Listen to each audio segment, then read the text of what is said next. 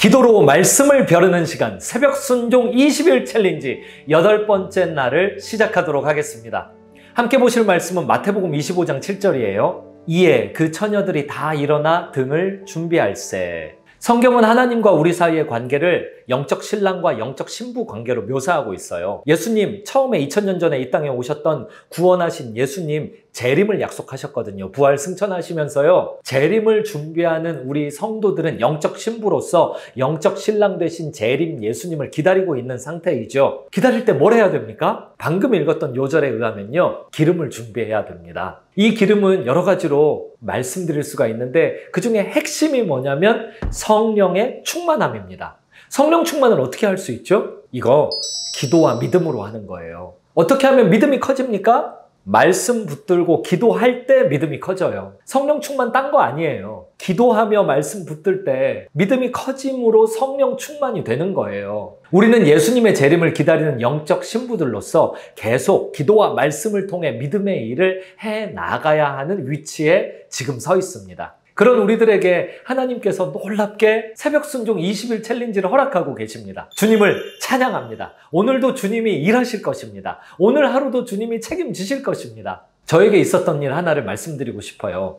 새벽 순종이라는 것은 전날 저녁에 시작된다라는 것을 말씀드리고 싶어서예요. 제가 군대에서 막 제대했을 때였던 것 같아요. 그때 아르바이트를 시작했는데요. 새벽에 신문도 배달하고 우유도 배달하고 했었어요. 처음엔 우유 배달했었어요. 근데 우유 배달을 하는 일이 4시에 일어나서 4시 반 5시에 시작이 됐었거든요. 근데 어느 날 슬프더라고요. 왜냐면 우유 배달을 하고 지나다니는데 가끔씩 교회 앞을 지나갈 때 사람들이 새벽 기도하려고 들어가는 모습을 볼 때 슬프더라고요. 딴 게 아니라 야, 내가 돈이 더 있었으면 우유 배달을 안 해도 되고 그러면은 나도 새벽 기도 갔을 텐데 이런 생각이 들더라고요. 근데 배달을 계속 하다 보니까 제 생각이 거짓말이더라고요. 왜냐면요. 새벽 알바를 안 할 때도 저는 새벽 기도를 가다 말다 했었거든요. 그러면 그런 생각을 거짓말로 했던 저의 상태에 대해서 제가 고민을 해야 맞잖아요. 근데 며칠이 그냥 지나갔어요. 그러던 어느 날 집안에 좀 어려운 일이 생겨가지고요. 새벽에 배달하다가 교회 앞을 지나갈 때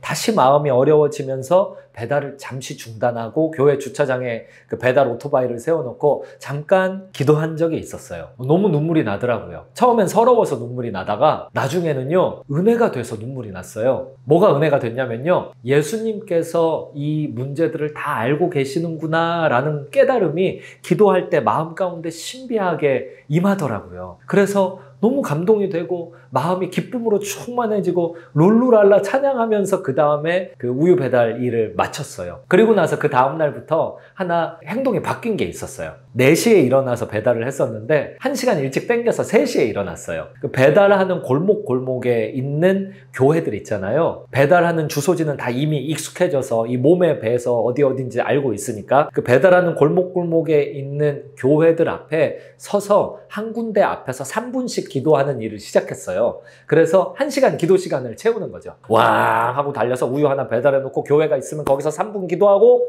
또 왕 하고 달려서 우유 배달하고 또 교회가 있으면 3분 기도하고 그렇게 3분 모아가지고 1시간 그렇게 기도하다 보니까요. 회개가 너무 됐어요. 딴 게 회개가 된 게 아니에요. 내가 우유 배달을 왜 하고 있지? 아, 이거 한 달에 120만 원 받으려고. 이게 회개가 되더라고요. 그러면 그 전에 내가 120만 원 필요 없던 시절이 있었는데 그때는 왜 새벽 기도 안 했어? 그때는 하긴 했죠. 근데 퐁당퐁당 했죠.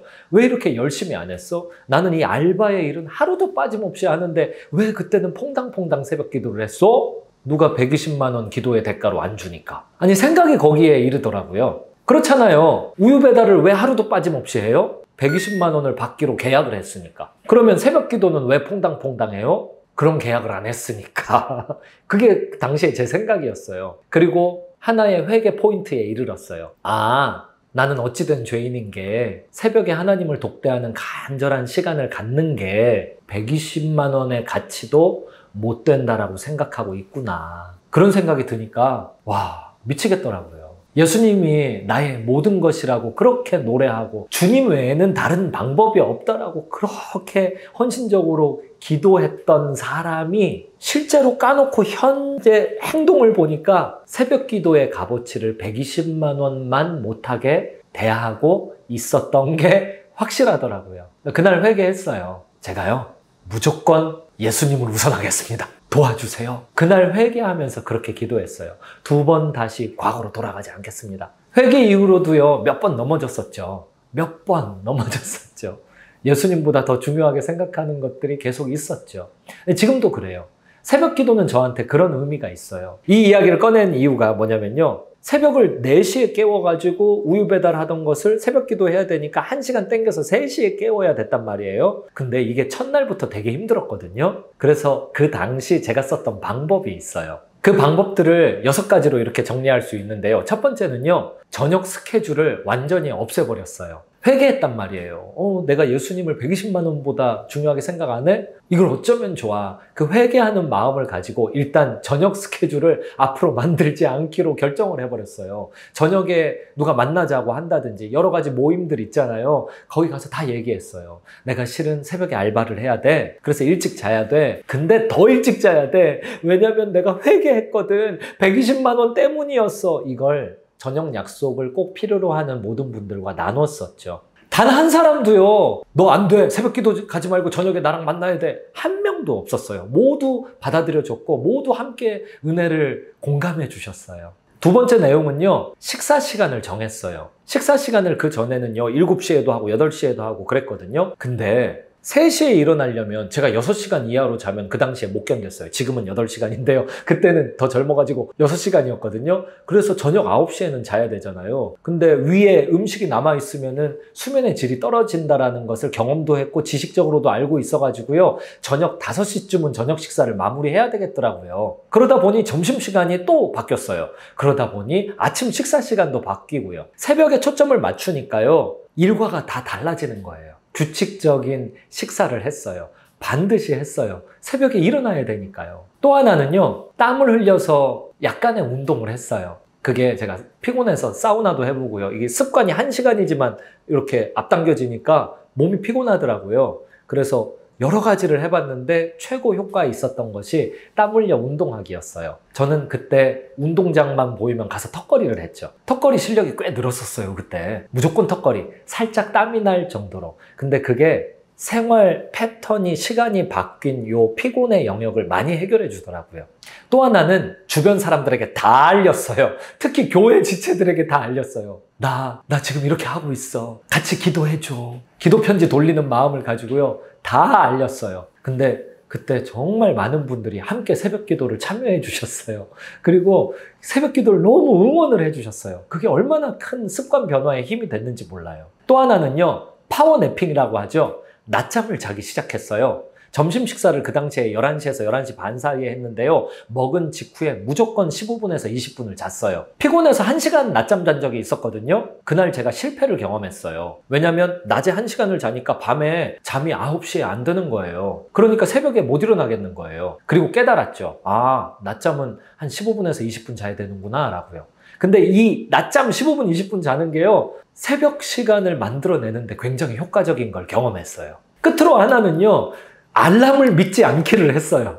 제가 새벽 기도를 3시에 못 일어나고 계속 4시에 습관대로 깨니까 이게 왜 이런가 싶어서 보니까 알람을 자꾸 끄더라고요. 무의식적으로. 그래서 알람 옆에 알람을 2개를 해놨는데 2개 다 무의식적으로 끄더라고요. 그래서 깨달았어요. 아, 알람을 믿으면 안 되는구나. 알람 옆에 칫솔을 놓고 칫솔에다 치약을 묻혀놨어요. 그리고 시도했어요. 알람이 울리면 끄지 않기. 대신에 칫솔로 양치질을 하기. 그래서 첫째 날 성공했어요. 누워서요.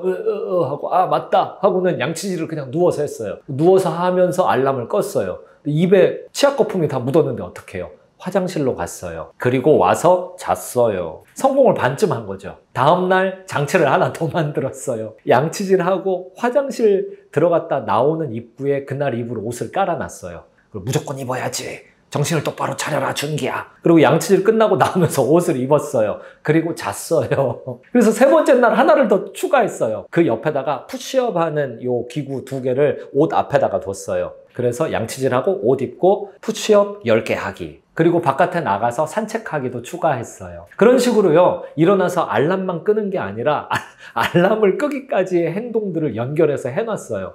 그렇게 한 1년 진행하니까 그 다음부터는 이런 장치들이 필요 없더라고요. 그냥 알람 울리면 일어나더라고요. 이건 저의 경험입니다. 여러분들은 어떻습니까? 게으른 자는 가을에 밭 갈지 아니하나니 그러므로 거둘 때에는 구걸할지라도 얻지 못하리라. 잠언 20장에 써 있는 말씀이죠. 가을에 왜 밭을 갈아요? 이거 이 구약 시대로 이야기하자면 조금 이야기가 달라지기는 해도 크게 의미가 다르진 않아요. 가을에 추수해야지 왜 밭을 갈아요? 내년을 준비해야 되니까요. 내년 추수를 준비해야 되니까 밭을 미리 갈아놓는 거죠. 새벽 기도는 뭐 다릅니까? 새벽 기도를 어떻게 새벽에 일어나서 하려고 그래요? 새벽 기도를 하려면요, 전날부터 새벽 기도를 준비해야 됩니다. 그런 게 당연한 거 아니겠습니까? 뭐든 안 그렇겠어요? 결혼하려고 그러면 결혼 준비 없이 어떻게 하겠어요? 올림픽 금메달을 따려면 올림픽 금메달을 따는 과정 준비 없이 어떻게 하겠으며, 피아니스트가 되려면 피아니스트 연습하는 준비 과정 없이 어떻게 되겠어요? 모든 게 그렇잖아요. 새벽 기도 하려면 새벽 기도 준비가 필요하고, 새벽 기도 준비는 전날 이루어져야 되겠지요. 우리가 이 부분을 기억하면서요, 새벽 기도 챌린지 오늘 질문들을 한번 함께 읽어보겠습니다. 새벽 순종을 위해 하루 일정을 어떻게 조정하면 좋을지 적어봅시다. 다음날 새벽에 일어나는 시간을 타겟팅 해놓고요, 거기에 맞춰서 전날 하루의 일과를 어떻게 정하면 좋을지를 이 시간에 글로 적어보시면 좋겠습니다. 두 번째 질문, 결단하는 마음가짐을 적어봅시다. 네, 제가 전날 이렇게 준비하기로 하나님 결단합니다 라고 기도문을 적어보시기 바랍니다. 하나님, 저 전날에 준비하는 새벽기도 준비자 되겠습니다 라는 내용으로요, 기도문을 한번 적어보시기 바랍니다. 함께 기도하십시다. 부지런한 영적 농부들 다 되게 하여 주옵소서. 가을에 밭 가는 소명자들 다 되게 하여 주옵소서. 새벽기도 순종에 성공하기 위하여 전날 새벽기도 순종을 준비하는 순종자들이 다 되게 하여 주옵소서. 예수님의 이름으로 기도드렸습니다. 아멘. 이제 오늘 말씀 기억하면서 성령 충만 달라고 각자 기도하는 시간 갖도록 하겠습니다.